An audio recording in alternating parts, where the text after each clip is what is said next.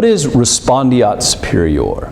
Respondeat Superior, Latin for let the master answer, is a type of vicarious liability and is also known as the master-servant rule. This legal doctrine states that an employer of a negligent defendant can be liable for the defendant's actions in certain situations.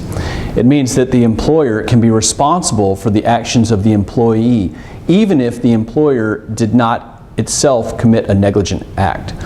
One important point to remember is that even if the employer is liable for the defendant's negligence, the defendant is also still personally liable for his own torts. So when does Respondeat Superior apply?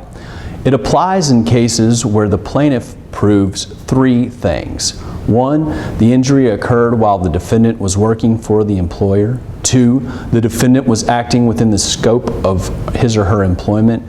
Three, the defendant was performing an act in furtherance of the employer's interest.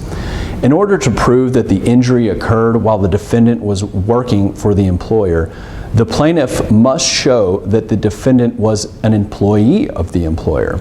Sometimes employers try to escape Respondeat Superior liability by arguing that the employee was an independent contractor. Generally, employers are not liable for negligent acts of independent contractors.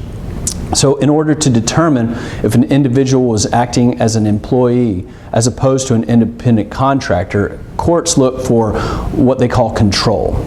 Generally, courts will ask whether the employer could tell the employee where to work, when to work, and how to complete the job.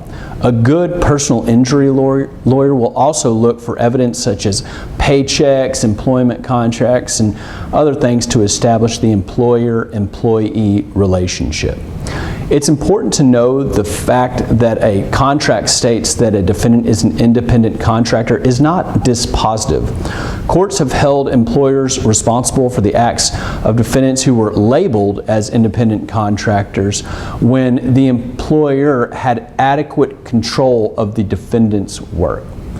Next, the plaintiff must prove that the defendant was acting within the scope of his or her employment.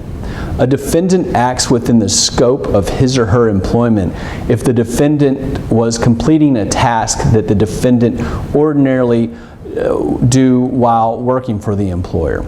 Lastly, the plaintiff must prove that the defendant was performing an act in furtherance of the employer's interests. In order to prove that the defendant was performing such an act, the plaintiff asks whether the employer basically benefited from the defendant's actions. If you have any more questions on vicarious liability, check out our other blogs at warriorsforjustice.com. Thanks.